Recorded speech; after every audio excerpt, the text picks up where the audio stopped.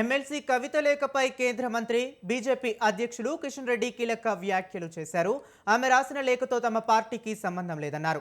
కవిత కేసీఆర్ కు రాసిన లేఖకు ప్రాధాన్యత ఇవ్వాల్సిన అవసరం లేదని, అది డాడీ డాటర్ మధ్య జరిగిన వ్యవహారం అన్నారు.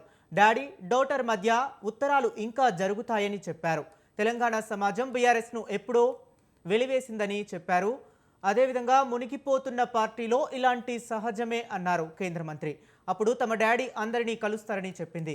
ఇప్పుడు తమ డాడీ ఎవరిని కలవటం లేదని చెబుతోంది అన్నారు.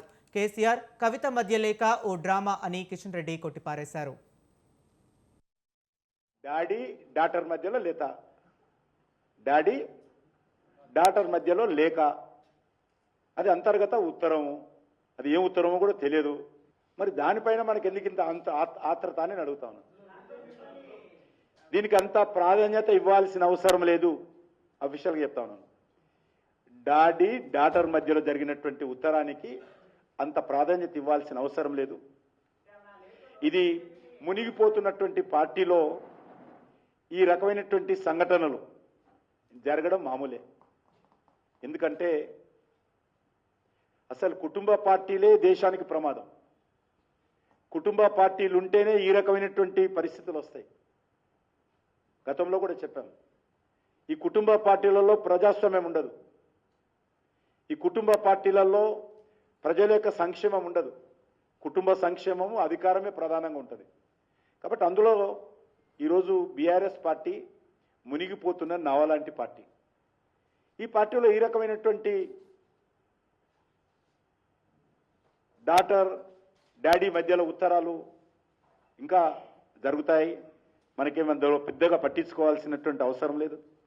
భారతీయ జనతా పార్టీ గత 10 సంవత్సరాలుగా ఈ విషయం స్పష్టంగా చెప్తా ఉంది.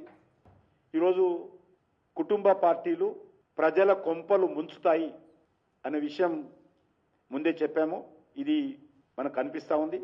డాడీ డాటర్ ఉత్తరం ఒక డ్రామా. అందులో ఏం కంటెంట్ లేదు. నేను చదివింది అది. మరి ఆ కంటెంట్ ఏందో నాకైతే అర్థం కాలేదు. ఆ ఉత్తరం ఎందుకు రాసిందో అర్థం కాలేదు. డాడీ డాటర్ మధ్యలో మాటలు లేవనే విషయం ఇప్పుడే తెలిసింది.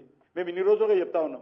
కేసీఆర్ ఏ రోజు కూడా ప్రజా సంఘాలను కానీ, రైతు సంఘాలను కానీ, రైతు కూలీ సంఘాలను కానీ, విద్యార్థి సంఘాలను కానీ, యువజన సంఘాలను కానీ, మహిళా సంఘాలను కానీ ఏ రోజు కలవలేదు. సొంత పార్టీ ఎమ్మెల్యేలను కలుస్తాడో తెలియదు, నాకు తెలియదు. అది కూడా అంతంత మాత్రమే.